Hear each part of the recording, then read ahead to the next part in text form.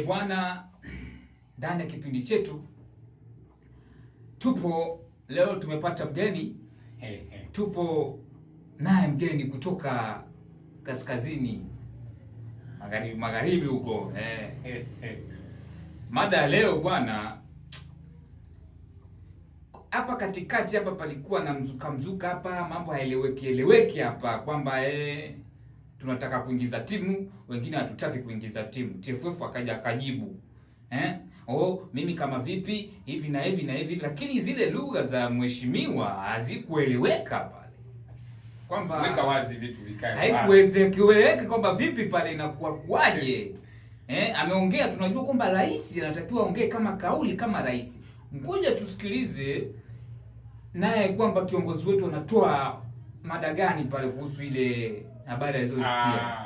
Cha kwanza mimi nivue kitu kimoja. Mimi ni kiongozi ndio, lakini sio kiongozi kwenye upande huo uliozungumza. Huko mimi sina uongozi huo. Ila nataka kusema kitu kimoja tu. Unajua nyani akinyeshewa na mvua akiwa pamoja na familia yake, anasema kesho lazima nitajenga. Yaani kesho haipiti. Najenga. Hapo mtu na mvua kisawa sawa. Anakumutu na mvua mpaka anamwambia mke wake na mtoto wake kesho najenga. Kesho akiamka ile mvua imekata. Unajua anachosema ni nini? Hamna mvua hapa, jua lipo hapa, tunajenga nyumba nini? Sasa hicho ndio kitakachowakuta wenzangu wa upande wa pili. Nafikiri unajua, sisi watu wa damu Simba Sports Club hiyo, naomba niweke wazi, mapenzi yangu yako wazi kabisa. Naomba niseme ukweli. Wenzangu wa upande wa pili, ukiacha Simba, ukiniacha mimi kama Simba naye nguruma muda wote, natawala, king of the jungle.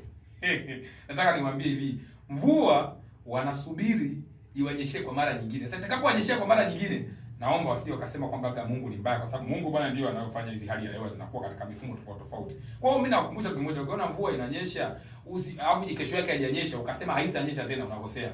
Bwana, umakini muongeze kidogo bwana. Au sio? Mimi ndio hivyo tu. Sasa nitawashauri nini? Naomba nikuulize swali moja.